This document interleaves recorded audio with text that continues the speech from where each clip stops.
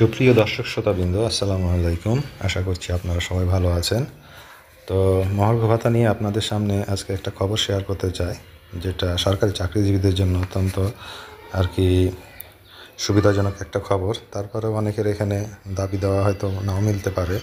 তো জাস্ট আমি খবরটা আপনাদেরকে একটু দেখাই যে দৈনিক ইত্তেফাক থেকে আপনাদেরকে যদি আমি পড়ে শোনাই, তাহলে দেখা যাচ্ছে যে মহার্ঘ ভাতা কোন গ্রেডে কত বাড়ছে। এখানে মহার্ঘ ভাতার আর কি যে হেডিংটা, এটা আর কি এই থেকে দেওয়া হয়েছে। এই যে আমি যদি হেডিংটা দেখাই, কোন গ্রেডে কত বাড়ছে সেটা আর কি এখানে হিসাবে দেওয়া হয়ে গেছে। তো এখানে ডিটেলসে যদি যাই, তো নতুন হারে মহার্ঘ ভাতা পেতে যাচ্ছেন সরকারি চাকরিজীবীরা। এখানে বলা হয়েছে আগামী অর্থবছর থেকে এই ভাতা চালু হতে যাচ্ছে। জানা গেছে আগামী 2025-26 অর্থবছর থেকে সরকারি চাকরিজীবীদের সর্বোচ্চ 20% মহার্ঘ ভাতার ঘোষণা আসতে পারে। তো এখানে সরকারি যারা কর্মচারী 11 থেকে 20 গ্রেডে, তারা দাবি করছিল আর কি তাদের মহার্ঘ ভাতার জন্য 50% মহার্ঘ ভাতা। তো এখানে সরকার মাত্র 20% আর কি ঘোষণা করতে পারে, এই বলে আজকে খবর পাওয়া গেছে। তো বাজেট ঘোষণা উপলক্ষে চূড়ান্ত সিদ্ধান্ত অনুযায়ী 1 জুলাই থেকে প্রথম থেকে নবম গ্রেডের কর্মকর্তা কর্মচারীরা 15% হারে মহার্ঘ ভাতা, আর দশম থেকে 20 গ্রেডের কর্মীরা পাবেন 20% হারে মহার্ঘ ভাতা। তো বলছে যে 1 থেকে যারা নবম গ্রেড পর্যন্ত আছেন তারা পাবে হলো 15% হারে, এবং 10 থেকে যারা 20 গ্রেডে আছে তারা পাবে 20% হারে। এটা আর কি এখানে ক্লিয়ার করা হয়েছে। এই যে এখানে আমি একটু আপনাদের মার্ক করে দিই, এই যে 15% হারে, আর এখানে হলো 20% হারে।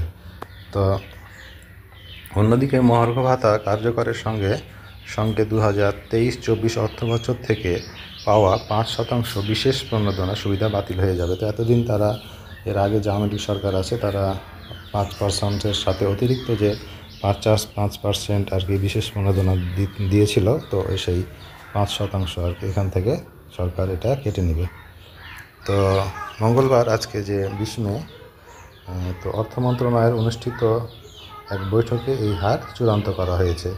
তো মোটামুটি এই পার্সেন্টেজটা চূড়ান্ত হয়ে গেছে যে 1 থেকে নবম গ্রেড পাবে 15%, আর 10 থেকে 20 গ্রেড পাবে হলো 20%। এটা প্রায় চূড়ান্ত হয়ে গেছে।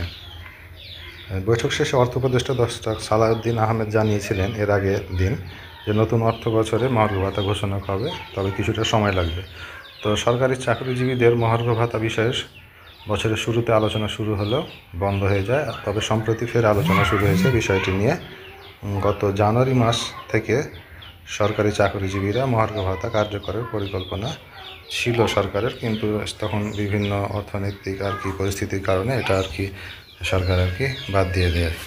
তো এই গেল আপনাদের সামনে। তো মেন যেটা দেরি হলো, যেটা কার্যকর হবে হলো এখান থেকে যেটা বলা হয়ে গেছে যে 1 জুলাই থেকে, এই যে যদি এখানে আমি একটু দেখাই আপনাদের, এই যে এখানে বলা হয়েছে, এই যে এখানে 1 জুলাই থেকে আর কি এটা কার্যকর হবে।